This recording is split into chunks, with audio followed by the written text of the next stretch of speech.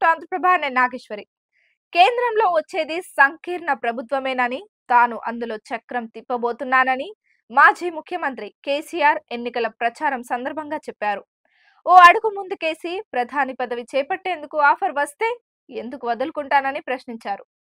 ఆయన చెప్పిన దాంట్లో కొంత వాస్తవ రూపం దాల్చి కేంద్రంలో సంకీర్ణ ప్రభుత్వం ఏర్పడింది. కానీ ఆ సంకీర్ణంలో ప్రధాని పదవి సంగతేమో గాని కనీసం చక్రం తిప్పే భాగ్యం కూడా ఆయనకు దక్కలేదు. ఏ మాత్రం తేడా వచ్చి ఉండినా ఎన్డీఏ పక్షాల సమావేశంలో మోదీ పక్కనో నితీష్ పక్కనో ఆయన కూర్చొని ఉండేవారేమో. నిజానికి అసెంబ్లీ ఎన్నికల్లో బీఆర్ఎస్ చతికిల పడిపోయింది.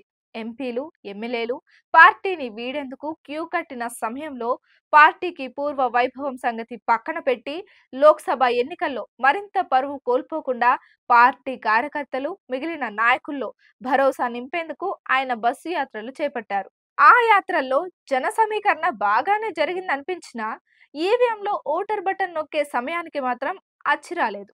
కనీసం 1-2 సీట్లోనైనా గెలిపించలేకపోయారు.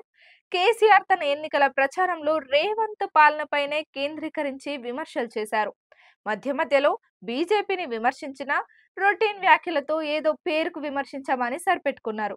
వాస్తవానికి కేంద్రంలో ప్రభుత్వ ఏర్పాటును నిర్దేశించే లోక్సభ ఎన్నికల్లో 10 ఏళ్లుగా దేశంలో వివిధ రంగాల విధ్వంసానికి కారణమైన బీజేపీని వదిలిపెట్టి 6 నెలల రేవంత్ సర్కార్ పై దాడిని పెట్టడాన్నే ప్రజలు స్వీకరించలేదని ఫలితాలను బట్టి అర్థమవుతోంది.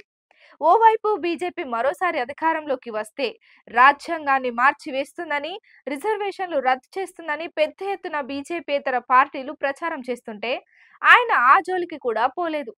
బీజేపీతో కుదుర్చుకున్న లోపాయికారి ఒప్పందం కారణంగానే కేసీఆర్ పదునైన విమర్శలు చేయలేదనే అభిప్రాయాలు జనంలో వ్యక్తమయ్యాయి. ముఖ్యంగా మెదక్ స్థానాన్నైనా నిలబెట్టుకోలేకపోవడం ఆ పార్టీ దుస్థితికి అద్దం పడుతున్నది. అలాగే ఖమ్మం, మహబూబాబాద్ మినహా 14 చోట్ల 3వ స్థానానికి పరిమితమైంది. కవిత బెయిల్ కోసమే కేసీఆర్ బీజేపీతో రహస్య అవగాహనకు వచ్చారని కాంగ్రెస్ నేతలు ఆరోపించారు. దానికి తోడు ఉన్నట్టుండి ఊడిపడిన ఫోన్ ట్యాపింగ్ కుంభకోణం కేసీఆర్ మెడకు చుట్టుకునే అవకాశాలు ఉన్నాయి. అప్పటికే కుంగిన మేడిగడ్డ తలపై భారంగా మారి కూర్చుంది. వీటిపై దర్యాప్తులు, విచారణలు కూడా జరుగుతున్నాయి. విచారణల తర్వాత చర్యలు ఉంటాయని ప్రభుత్వం స్పష్టమైన సంకేతాలు కూడా ఇచ్చింది. ఈ క్రమంలోనే బీఆర్ఎస్ గెలవకపోయినా పర్వాలేదు కానీ కాంగ్రెస్ గెలవకూడదనే ఉద్దేశంతోనే గులాబీ నాయకత్వం అంతర్గతంగా బీజేపీ గెలుపు కోసం పనిచేసిందని విమర్శలు వెలువెత్తుతున్నాయి. ఈ లోక్సభ ఎన్నికల్లో బీఆర్ఎస్ కు తగ్గిన ఓట్లు, బీజేపీకి పెరిగిన ఓట్లు చూస్తే ఆ విమర్శలకు బలం చేకూరుతుంది. బీజేపీ అభ్యర్థి మాధవిలత హిందూ ఓట్లను సాధించడం కోసం చేసిన ప్రసంగాలు, మసీదులను బాణంతో కూల్చివేస్తామని అన్నట్టుగా ప్రదర్శించిన హావభావాలు ముస్లిం ఓటర్లు గతంలో కంటే ఎక్కువ సంఖ్యలో ఎంఐఎంకు మళ్లేలా చేశాయి. బీఆర్ఎస్ ఇక్కడ 4వ స్థానంలో నిలిచింది. 2014-2018 అసెంబ్లీ ఎన్నికల్లో పాత బస్తీలో చాలా చోట్ల బీఆర్ఎస్ 2వ స్థానంలో నిలిచింది. 2023లోనూ ముస్లిం ఓట్లు నగర పరిధిలో బీఆర్ఎస్ కు బాగానే పడ్డాయి.